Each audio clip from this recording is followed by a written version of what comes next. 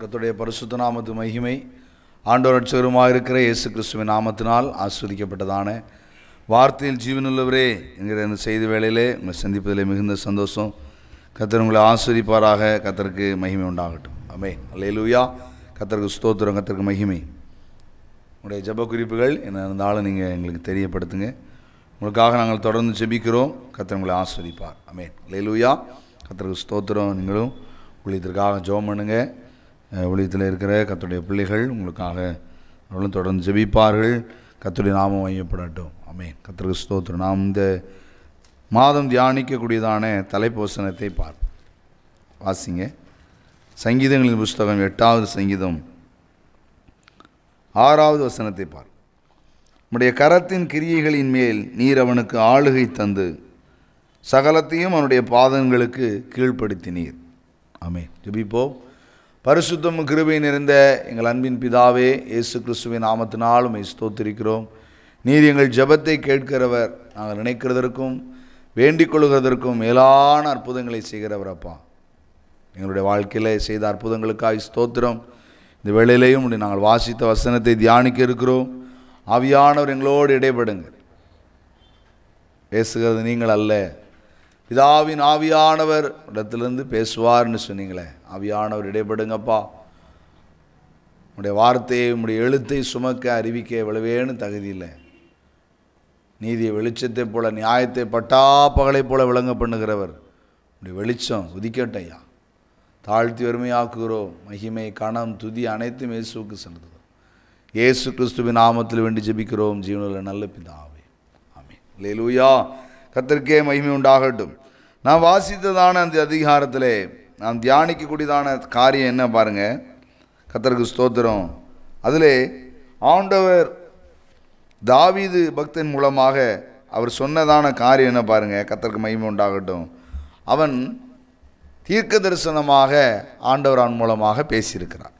இந்த சங்கீதம் குமாரனாகி இயேசு கிறிஸ்துவை குறித்ததான தீர்க்க தரிசன சங்கீதம். தாவீது நல்ல ஒரு கர்த்தருடைய ஊழியக்காரன்.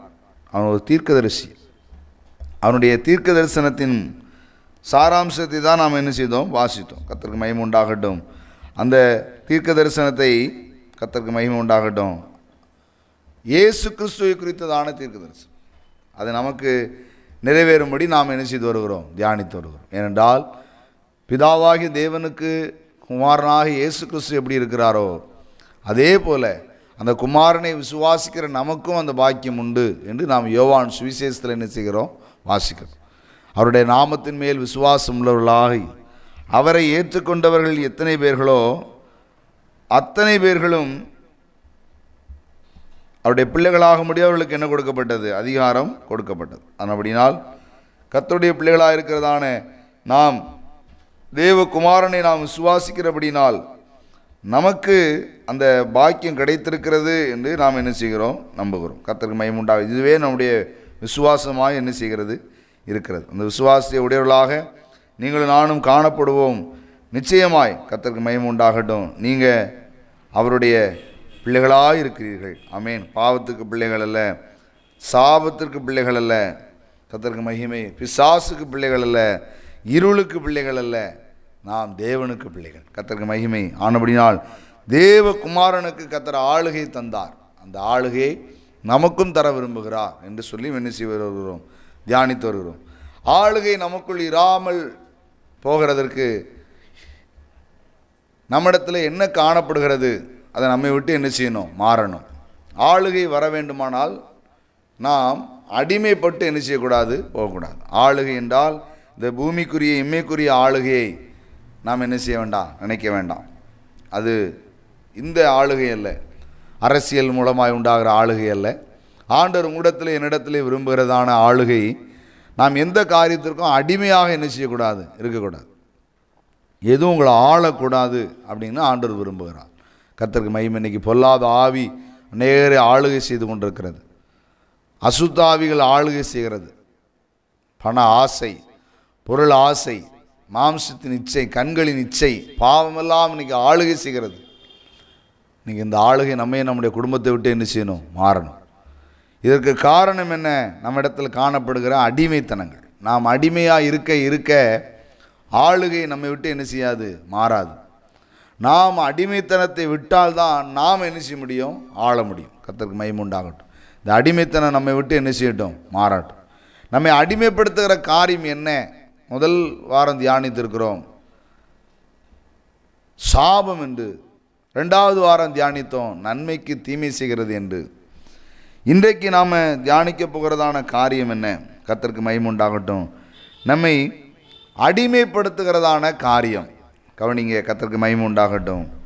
நாம் அடிமைப்படுத்தப்படுகிறதற்கு சில காரியங்கள் நமக்கு விரோதமாக என்ன செய்து கொண்டிருக்கிறது, நடந்து கொண்டிருக்கிறது. அது என்ன அப்படின்னு சொல்லி நம்ம என்ன செய்ய போகிறோம், பார்க்க போகிறோம். 3வது அடிமைத்தனங்கள். என்ன அடிமைத்தனங்கள் என்று நாம் என்ன செய்ய போகிறோம், பார்க்க போகிறோம். கர்த்தருக்கு மகிமை உண்டாகட்டும். வாசிங்க, லேவியராகும் புத்தகத்தை திருப்பிக் கொள்ளுங்க. 25வது அதிகாரம்.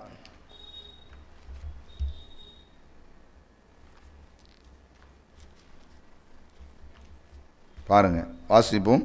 லேவியராகும் 25வது அதிகாரம்.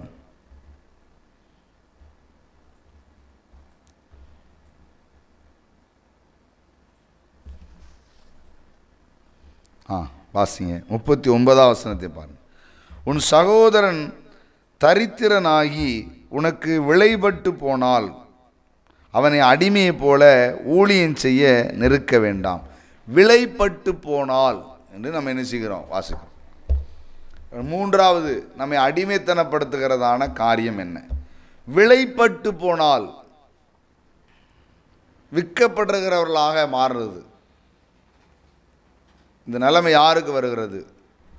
அது வந்தால் நாம் யாராயிருவோம், அடிமையாகி விடுவோம். கர்த்தருக்கு மகிமை உண்டாகட்டும். ஏனென்றால் அந்த நாட்களிலே அடிமையை என்ன செய்வாங்க, விலை கொடுத்து என்ன செய்வாங்க, வாங்குவாங்க. வாசித்து பாருங்கள், யாத்திராகம புஸ்தகம் 12வது அதிகாரத்தில் நாம் பார்க்கிறோம்.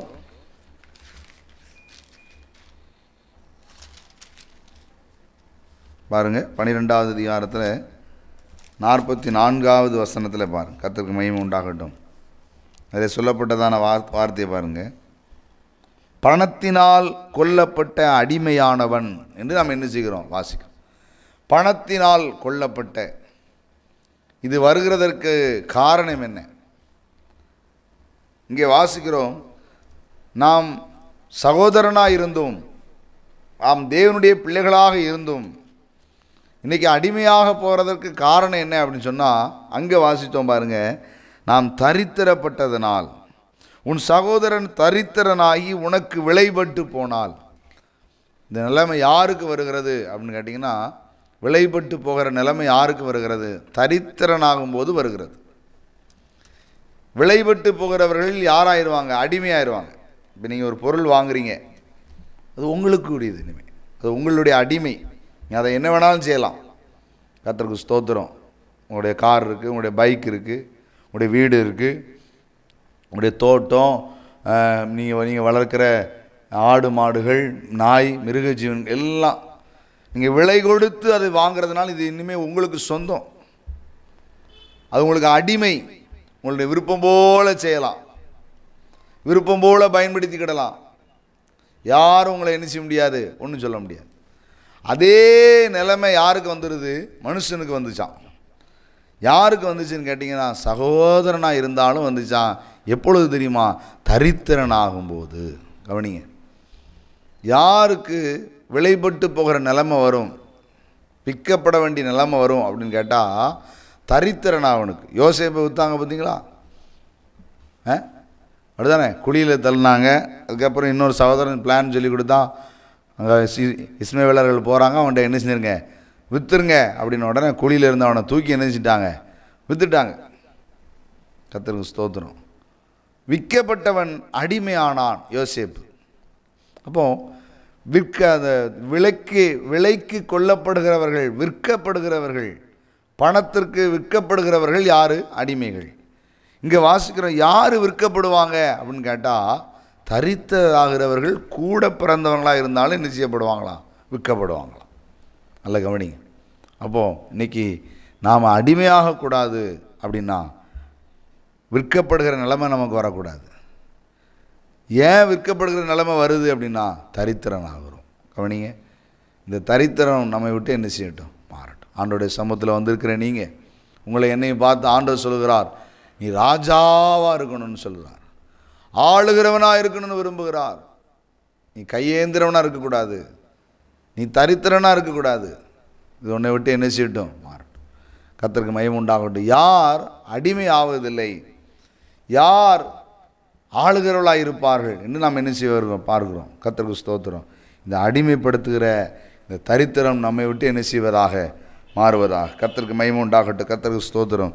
இன்றைக்கி நாம் அடிமைப்பட்டுகிறதற்கு நம்மை விலைக்கு கொண்டு போகப்பட்ட தரித்திரம் என்ன, அதை குறித்து என்ன செய்ய போகிறோம்? பார்க்க போகிறோம். கர்த்தருக்கு மகிமை உண்டாகட்டும். வேதத்தில் நம்மை தரித்திரப்படுத்துகிறதான ஒரு காரியத்தை கவனிங்க. கர்த்தருக்கு ஸ்தோத்திரம். ஒன்று வட்டிக்கு வாங்கிறது, இன்னொன்று வட்டிக்கு என்ன செய்கிறது? கொடுக்கிறது. இது ரெண்டுமே ஆண்டவருக்கு என்ன கிடையாது? பிரியமே கிடையாது. நல்ல கவனிங்க. கடன் கொடுக்கலாம், வேறும் சொல்லுகிறது. கடன் கொடுக்கிறது கர்த்தருக்கு பிரியம். நீயோ அநேக ஜாதிகளுக்கு என்ன செய்வாய்? கடன் கொடுப்பாய், கடன் வாங்காதிருப்பாய். இன்றைக்கி நிறைய பேர் கடன் வாங்கி செய்கிறோம். கவனிக்கிறீங்களா? பெரிய பெரிய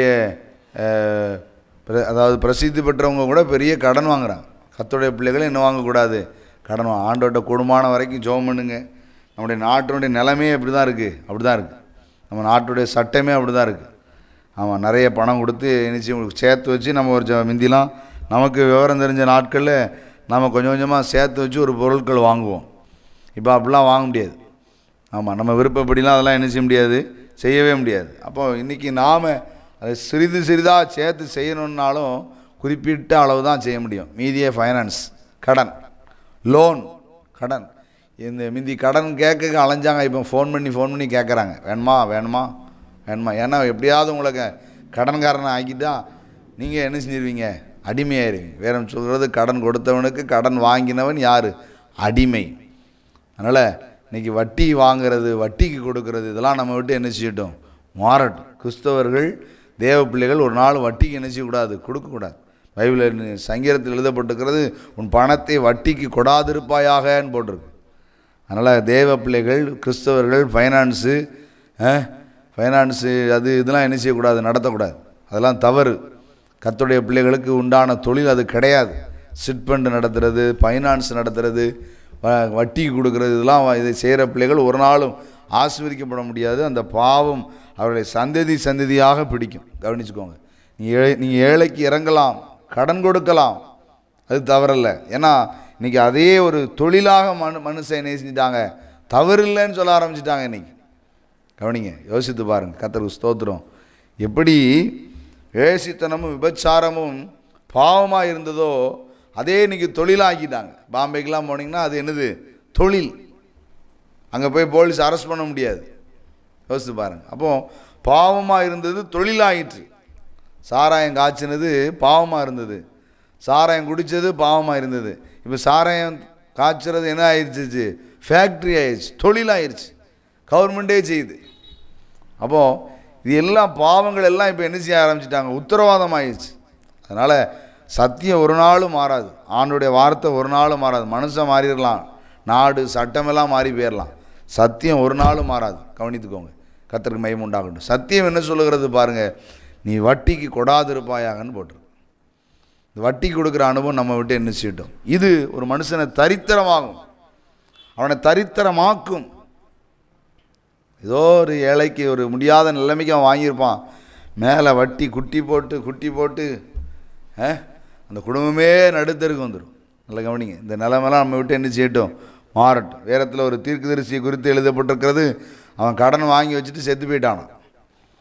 கடன் கொடுத்தவங்க வந்து கேட்டாங்களாம், 2 பிள்ளைகளையும், அந்த மரித்து போன 2 பிள்ளைகளையும் அடிமையாக கேட்டான்.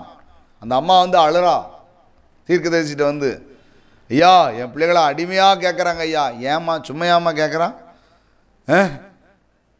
கடன் வாங்கியிருக்கான். நல்லா கவனிக்கிங்களா? அப்போ கடன் கொடுத்தவனுக்கு வாங்கினவன் அடிமை. இன்றைக்கி நம்ம தரித்திரப்படுத்துகிற இந்த அனுபவம், கடன் வாங்குகிற அனுபவம் நம்மளை விட்டு என்ன செய்யணும்? மாறணும். எதனாலும் மனம் போல் எவ்வளவு வருமானம் இருக்குது, எவ்வளவு செலவு இருக்குது, கொஞ்சம் கூட அதில் ஒரு இது இல்லாமல் மாதம் எப்படி நீ இப்படி வட்டி கொடுக்க முடியும், மாதம் எப்படி இந்த கடன் தொகையை கொடுக்க முடியும், சம்பளம் என்ன, ஒரு வருமானம் என்னன்னு இல்லாமல், கணக்கு இல்லாமல் இஷ்டம் போல் மனம் போல் அந்த அந்த நேரத்துக்கு என்ன நடக்கணும்னு செய்கிறது. பின்னால் வரக்கூடிய காரியத்தை என்ன செய்கிறதில்ல, யோசிக்கிறது இல்லை. முட்டாள்தனம், அறிவிலிமான தனம். கவனிங்க, அறிவாளி அல்ல, அறிவிலி. கர்த்தருக்கு மகிமை உண்டாகட்டும். நல்லா கவனித்துக்கொள்ளும். நம்மை தரித்திரனாக்குகிற காரியத்தை குறித்து நம்ம எப்படி இருக்கணும்? எச்சரிக்கையாக இருக்கணும். முதல்ல கடன் வாங்குகிற அனுபவங்கள், வட்டிக்கு வாங்குகிற கொடுக்குற அனுபவங்கள் நம்ம விட்டு என்ன செய்யட்டும்? இதை நம்மை தரித்திரப்படுத்தும். ரெண்டாவதாக நம்மை தரித்திரப்படுத்துகிறதான காரியம் பாருங்கள், சோம்பல். சோம்பேறி குளிருகிறது என்று என்ன செய்ய மாட்டான்? உழமாட்டான். அவன் வயல் எப்படி விளையும்? உழலைன்னா யோசிச்சு பாருங்கள். நல்லா தூங்குவானா? அப்படி தானே? இன்னும் கொஞ்சம் உறங்கட்டும், இன்னும் கொஞ்சம் கையை முடக்கி கொண்டு நித்திரை செய்யட்டும். தரித்திரம் வழிபோக்கனை போலவும் வறுமை ஆயுதம் அணிந்தவனை போலவும் வீட்டுக்குள்ளே வரும் என்று வேதத்தில் என்ன செய்யப்பட்டிருக்கு? எழுதப்பட்டிருக்கு. இதுக்கு காரணம் என்ன தெரியுமா? தூக்கம். சோம்பேறி, சோம்பல் தூங்கி விழ பண்ணும். இன்னைக்கு சோம்பேறித்தனம் நமக்குள்ளே யார் இடத்துல இருக்கிறதோ பிறகு பார்த்துக்கிடலாம், இன்னும் நேரம் இருக்குது, இன்னும் சமயம் இருக்குது, இன்னும் காலம் இருக்குது அப்படின்னு தாமதமாக்கிக்கிட்டே இருக்கிறாங்க பாருங்கள். சோம்பேறித்தனங்கள். சோம்பேறியே என்று வேதத்தில் என்ன செய்யப்பட்டிருக்கிறது? நீ பாரு, எறும்பை பாரு, அற்ப ஜந்துவாக இருக்கிறது, சுறுசுறுப்புள்ளது, வருங்காலத்தை யோசிக்கிறது. இன்றைக்கி வருங்காலத்தை யோசிக்கிறீங்களா? சோம்பேறி வருங்காலத்தை யோசிக்கவே மாட்டான். அதனால தான் அவனுடைய வாழ்க்கையில் தரித்திரம் இருக்கிறது. இன்றைக்கி வருங்காலத்து சொல்கிறாங்க, காற்றுள்ள போதே என்ன செஞ்சுக்கோ, ஏன்னா தூற்றிக்கொள்ள முடியாத நிலைமை வரப்போகுது. இப்பவுமே நீங்களும் நானும் சோம்பேறிகளாக, சோம்பலாக, அலட்சியம் பண்ணுகிறவர்களாக, தேவ சமூகத்தை அசட்டை பண்ணுறவர்களாக இருக்கக்கூடாது. சோம்பேறித்தனத்தை மாற்றிக்கொள்ளுங்க. சுறுசுறுப்புள்ளவன் கை என்ன செய்யப்படுமா? ஆசீர்வதிக்கப்படும் என்று வேதம் சொல்கிறது. கர்த்தர் உங்களை ஆளுகிறவனாய், ஆசீர்வதிக்கப்பட்ட கரமாய் ஆளுகிறவனாய் கர்த்தர் உங்களை மாற்றுவார். இதற்கு நீங்களும் நானும் விரும்புகிறது சுறுசுறுப்பு. அதிகாலையிலே எழுந்துருங்க, காலையிலே எழுந்துருங்க. இன்றைக்கி அதிகாலை எழும்புகிற பழக்கங்கள் இன்றைக்கி தேவ குடும்பங்களை விட்டு இன்றைக்கி போய்கிட்டே இருக்குது. காலை ஜபம்லாம் இன்றைக்கி இல்லை நிறைய குடும்பங்களில். இந்த இருந்த பரிசுத்தவான்கள் பெரியவங்களாம் நமக்கு கற்றுக் கொடுத்தது அதிகாலை ஜபம்யா. இன்றைக்கி எல்லாரும் அவங்களே போதகராகிட்டாங்க, அவங்களே வேதத்தை அறிந்தவங்களாகிட்டாங்க, அவங்களே பிரசங்கியாராகிட்டாங்க. இன்றைக்கெல்லாம் கடிந்து கொள்ளுகிறதை கேட்கலாம் இஷ்டம் இல்லை. ஏன்னா இதையும் சடங்காச்சாரம்னு சொல்ல ஆரம்பிச்சிட்டாங்க, நேரத்தையும் பொழுதையும். ஆனால் பைபிளில் போட்டிருக்கு காலையிலேயே எந்திரிக்கணுமா. ஏன்னா சோம்பேறித்தனம் ஒன்றை விட்டு மாறணும்னா காலை விழிப்பு அவசியம்.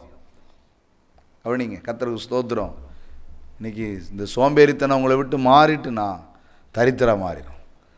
தரித்திரம் மாறிடுச்சுன்னா அடிமை உங்கள் வீட்டுக்கு நினைச்சு நீங்கள் விளைபட்டு போக மாட்டீர்கள், நீங்கள் அடிமையாக மாட்டீர்கள். கர்த்தருக்கு மகிமை உண்டாகட்டும். நீங்கள் வசனத்தை கேட்ட ஐயா அம்மா சோம்பேறித்தனத்தை மாற்றணும். உங்கள் பிள்ளைகளை சோம்பேறிகளாக்காதீங்க. உங்கள் பிள்ளைகளுக்கு நல்ல இப்பொழுதே பிரயாசப்பட சொல்லுங்கள், வேலை செய்ய கற்றுக் கொடுங்க. பிள்ளைகள் படிக்கிறது அவங்களுக்கு பெரிய காரியமாக அவங்கள நினைக்க என்ன செய்யாதீங்க, விரும்பாதீங்க. நீங்கள் நினைக்கிறாங்க அவங்க பெரிய படிப்பு படிக்கிறதுக்கு தாய் தகப்பனும் குடும்பமே அவங்களுக்கு வேலைக்காரனாக இருக்குன்னு நினைக்கிறாங்க. பிள்ளை படிக்க தான் செய்யணும்யா. அதை விட்டுட்டு நீ குடும்பமே கடந்து பிள்ளைக்கு வேலை பார்த்துக்கிட்டு இருக்கு. நல்ல கவனிங்க, அவனுக்கு உண்டான வேலையை அவன் தான் செய்யணும், அவளுக்கு உண்டான வேலையை அவள் தான் செய்யணும். நல்ல கவனிங்க, பிள்ளைக்கு வாங்க வேண்டியது நீங்கள் எடுத்து கொடுக்கலாம், வைக்கலாம். மற்றபடி அவங்களுக்கு வேலைக்காரங்களாக என்ன செய்யாதீங்க. அவங்களுக்கு அவங்களுக்குள்ள வேலையை அவங்களுக்கு செய்ய சொல்லுங்கள். அப்போ தான் அவங்களுக்குள்ள இருக்கிற அந்த சோம்பேறித்தனம் மாறும். கவனிங்க, கர்த்தருக்கு மகிமை உண்டாகட்டும். வசனத்தை கேட்குற நீங்கள் பிரயாசப்படு. வேதத்தில் வாசித்து பாருங்கள். சாமுவேல் இன்னும் பிள்ளையாண்டான், அவனை குறித்து பைபிளில் போட்டிருக்கு, அவன் சுறுசுறுப்புள்ளவன், நல்ல வேலை செய்யும். பைபிளில் போட்டிருக்கான். படுத்து தூங்கிட்டானா. சாமுவேலே சாமுவேலேங்கிற கூப்பிடுற சத்தம் கேட்டனா ஓடி வந்தாயா. ஆண்டவர் அவனை தீர்க்கதரிசியாக மாற்றிருந்தார். ஏன் தெரியுமா? கூப்பிட்டதுக்கு ஓடி வந்தான் பாருங்க. தூங்கிட்டேன், படுத்துட்டேன். உன்னத பாட்டின் புஸ்தகத்தில் வாசித்து பார்த்தீங்கன்னா, வாசற்படியிலிருந்து கதவை தட்டுகிறேன். ஆண்டவர் வெளியிலிருந்து கதவை தட்டி கூப்பிட்டாரு. என் பிரியமே, என் ரூபவதியே, என் மணவாளியே அப்படின்னு கூப்பிட்டா, இவன் சொல்கிறான், நான் வஸ்திரத்தை கலட்டிட்டேன், படுக்கைக்குரிய வஸ்திரத்தை போட்டுட்டேன், நான் எப்படி வருவேன் அப்படிங்கிறான்.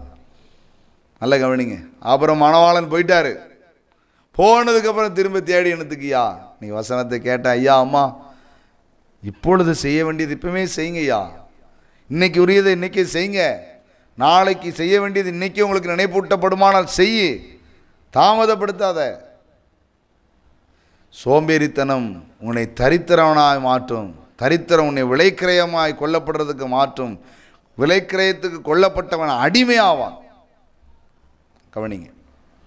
இந்த அடிமைத்தனங்கள் நம்மை விட்டு நம்ம என்ன செய்வதாக மாறுவதாக. கர்த்தரை நாம் மகிமைப்படட்டும். ஜெபிப்போம். எங்கள் அன்பின் பிதாவே, இயேசுவின் நாமத்தினால் உம்மை ஸ்தோத்திரிக்கிறோம். நாங்கள் வாசித்த நம்முடைய வேத வசனத்தின்படி நீர் எங்களுக்கு ஆளுகையை தருகிறவர். ஆளுகையை பெற்றுக்கொள்ளுகிறதான பிள்ளைகளாகிய நாங்கள் அடிமைத்தனம் உடையவர்களாக இருக்கக்கூடாதப்பா. எங்களை அடிமைப்படுத்துகிறதான இந்த சோம்பேறியை, இந்த தரித்திரத்தை, விலைக்கு கண்டவரே கொல்லப்படுகிற நிலைமை மாறட்டையா. நீர் எங்களை விலைக்கு வாங்கியிருக்கிறீரப்பா. உமக்கு நாங்கள் அடிமைகள் ஆண்டவரே. நம்முடைய இரத்தத்தினால் எங்களை ஆண்டவர் நீர் விலைக்கிரயமாய் வாங்கியிருக்கிறீர் ஆண்டவரே. உங்கள் கிருபை இரக்கம் தயவு தாங்கட்டும். இயேசு கிறிஸ்துவின் நாமத்தில் வேண்டி ஜெபிக்கிறோம் ஜீவனுள்ள நல்ல பிதாவே, ஆமென். அல்லேலூயா. கர்த்தர் உங்களை ஆசீர்வதிப்பார். கர்த்தர் மகிமை உண்டாகட்டும்.